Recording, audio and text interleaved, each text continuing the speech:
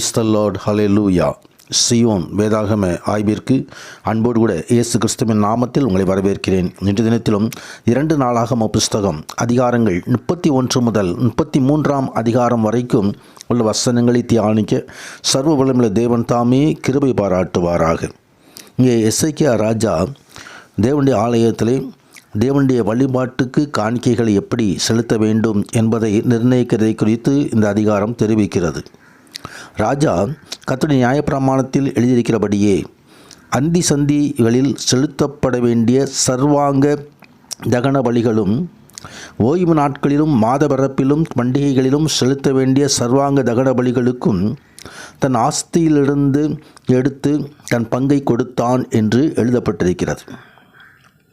அதே போல் ஆசாரியரும் லேவியரும் கர்த்தருடைய நியாயப்பிரமாணத்தை உற்சாகமாய் கை கொள்ளும்படி அவர்களுக்குரிய பாகத்தை கொடுக்க ஜனங்களுக்கும் எருசலேமின் குடிகளுக்கும் கட்டளையிட்டான். கர்த்தருடைய நாமத்திற்கே மகிமை உண்டாவதாக. அவன் வார்த்தையின்படியே எல்லோரும் சகலத்தையும் தசம பாகத்தையும் பரிபூர்ணமாய் கொடுத்தார்கள். கர்த்தருடைய நாமத்திற்கு மகிமை உண்டாவதாக.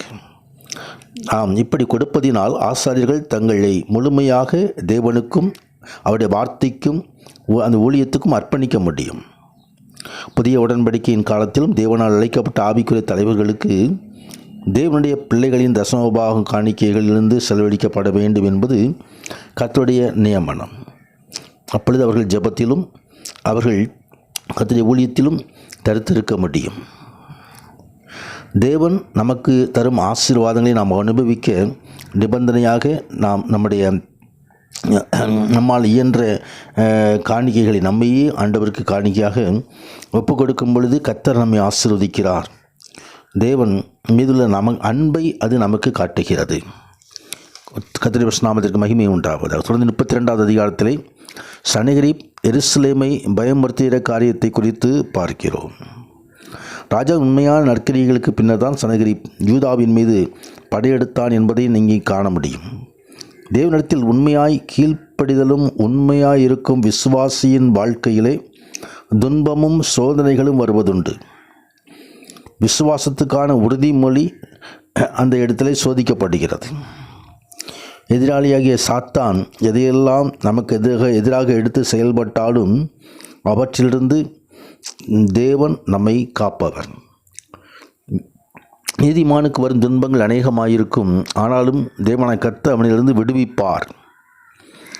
தேவன் தாமே அந்த எசேக்கியாவின் ஜெபத்தை கேட்டு தூதனை அனுப்பி அசரீருடைய ராஜாவினுடைய பாளையத்துள்ள சகல பராக்கிரமசாலிகளையும் தலைவர்களையும் சேனாதிபதிகளையும் அதம் பண்ணினார். அப்படியே சனகரிப் செத்த முகமாய் தன் தேசத்திற்கு திரும்பி போனான் என்று சொல்லி வேதம் தெரிவிக்கிறது. கர்த்தர் எருசலேமின் கொடிகளையும் அசீரியருடைய ராஜாவாகிய சனகரிப்பின் கைக்கும் மற்ற எல்லா கைகளுக்கும் நீங்களாக்கி ரட்சித்து அவர்களை சுற்றுப்புறத்தாருக்கு விலக்கி ஆதரித்து நடத்தினார். அதே தேவன் நம்மையும் ஆதரித்து நடத்துவார். கர்த்தர் மேல் வார்த்தை வைத்து விடு, அவரே உன்னை ஆதரிப்பார். கர்த்தருடைய நாமத்திற்கே மகிமை உண்டாவதாக.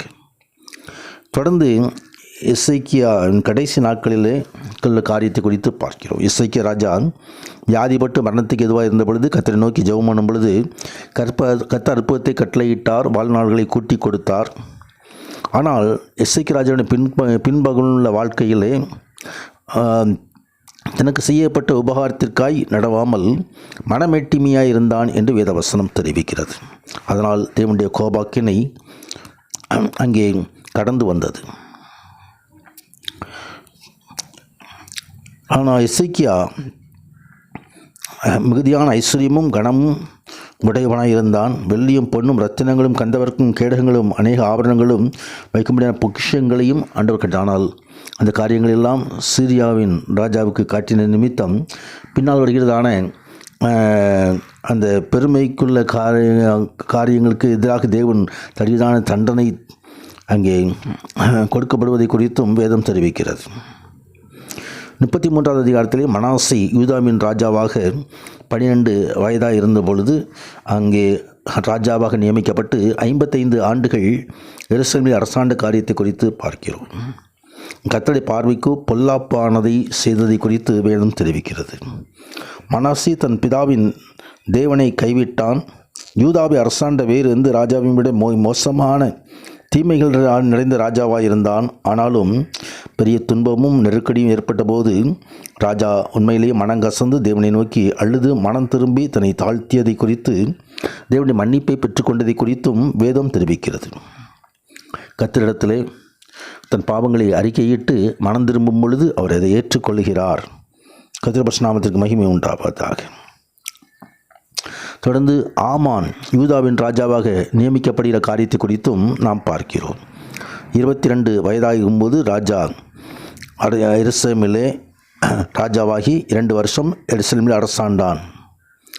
அவன் கர்த்தருடைய பார்வைக்கு பொல்லாப்பானதை செய்து வந்தான்.